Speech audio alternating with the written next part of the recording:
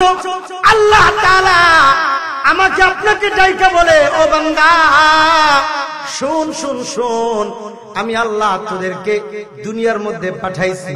ওমা খালাকতুল জিন্না ওয়াল ইনসা ইল্লা লিয়াবুদুন, আমি আল্লাহর গোলামি করার জন্য, নাফরমানি করার জন্য না। অন্য মাখলুক দেখ, আমি আল্লাহর নাফরমানি করে না। তোর গোয়াল ঘরের গরুটা দেখ, এই গরুটাও আমি আল্লাহর নাফরমানি করে না।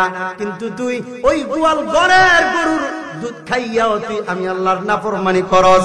যেই কথাটা আল্লাহ তাআলা সূরাতুন নাহলের মধ্যে বলেন, ওয়া ইন্না লাকুম ফিল আনআমি লাইবরা নুসকিকুম মিম্মা ফি বুতুনিহি মিন বাইনি ফারথিন ওয়া দামাল লাবানান খালিসান সাইগাল লিশারিবিন।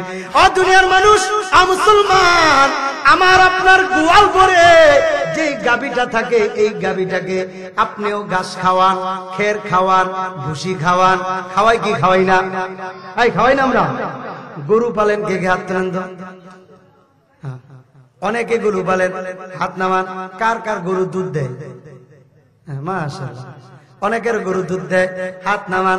এখন আপনাদের কাছে একটা প্রশ্ন হলো, গরুকে ঘাস খাওয়ান, গরুকে খের খাওয়ান, গরুকে ভুসি খাওয়ান, এই গরুর এই খাবার দিয়া আল্লাহ তাআলা বলতেছে, এই গরুর রক্ত আমি এটা দিয়া বানাই, গরুর পেশাব এটা দিয়া বানাই। এই খাবার দিয়েই আমি আল্লাহ রক্ত থেকে আলাদা করে, পেশাব থেকে আলাদা করে সাদা, শুভ্র সাদা দুধ আমি আল্লাহ বানাই, লাবানান খালিসা। এখন পর্যন্ত আমরা যারা দুধ দহন করি, কেউ কি বলতে পারবেন হুজুর দুধ দহন করতে গিয়া এক সময় দেখছি দুধের সাথে খের কুটা বের হয়ে গেছে? হয়েছে নি? ভুসি বের হয়েছে, ঘাস বের হয়েছে। আল্লাহ বলে, ও বান্দা,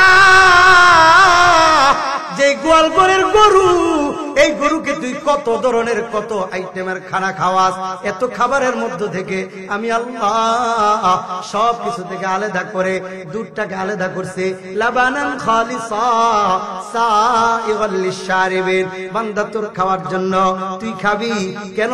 তুই খাইয়া যেন আমি আল্লাহর গোলামি করস, আমি আল্লাহর নাফরমানি না করস। এই জন্য আমি আল্লাহ ওই মাখলুকটাকে তোর গোলাম বানাইলাম। শুধু কি তাই? না না না, আমরা যখন দুধ দহন করতে যাই সরাসরি দুধ দহন করি না। কারণ হলো গাভীর একটা অভ্যাস, যখন দুধ দহন করার জন্য ওই ব্যক্তি যাবে, যে ব্যক্তি দুধ দহন করবে, সে যখন যায় তখন গাভী দুধটাকে টান দিয়ে পেটের দিকে আইনা রাখে, উপর দিকে আইনা রাখে।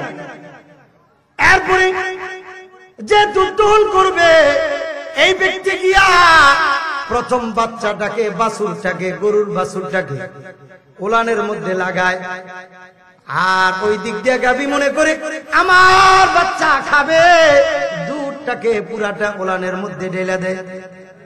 হ্যাঁ, দুধটা পুরাটা ওলানের মধ্যে ঢাইলা দেয়।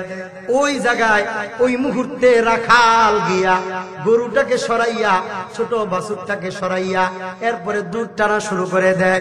গরুটা মনে মনে বলে, আরে জালেম, আমার বাচ্চার জন্য দুধ রাখলাম, আমার বাচ্চার দুধ গুলা তুই আমাকে ধোঁকা দিয়া দুধটা দহন কইরা তোর বাচ্চাকে খাওয়াস। আমার কোনো ব্যথা নাই, আমার কোনো কষ্ট নাই, আমার মনের মধ্যে কোনো সমস্যা নাই, তারপর আমার মনের মধ্যে একটা ব্যথা, আমি আমার বাচ্চাকে না খাওয়াইয়া তোর জন্য দুধটা দিয়া দিলাম। আল্লাহ আমাকে বলছে তোর গোলামি করতে, আমি তো তোর গোলামি করতে বিন্দু মাত্র দ্বিধাবোধ করতেছি না, কিন্তু তুই বান্দা কেন আল্লাহর গোলামি করস না? এই সুন্দর দুধ খাই, লাবানান খালিসা সাইগাল লিশারিবিন। বান্দা, তুমি দুধ খাইবা, এই দুধ খাইয়া আল্লাহর নাফরমানি করার জন্য নাকি? না না না, বান্দা দুধ খেয়ে তোর শক্তি হবে, শক্তি হওয়ার পরে আমি আল্লাহকে ডাক দিবি আল্লাহ। জোরে সরে আল্লাহকে ডাক দেন আল্লাহ, আরো জোরে আল্লাহকে ডাক দেন আল্লাহ। আল্লাহ দিয়েছেন বান্দা, আমি আল্লাহর নিয়ামত গুলা ভুক কইরা আমি আল্লাহকে মাঝে মাঝে আমি আল্লাহকে ডাকবি। যখন রাস্তা দিয়ে হাইটা যাবে, পায়ের কাজ পা করবে, হাতের কাজ হাতে করবে, জবানের কাজ আল্লাহর কাজ করবে। পাও দিয়ে হাঁটবি, হাত দিয়া ধরবি, আর জবান দিয়া আল্লাহ আল্লাহ জিকির তুই করবি। জবান দিয়া জিকির, আল্লাহর জিকির, আল্লাহর জিকির।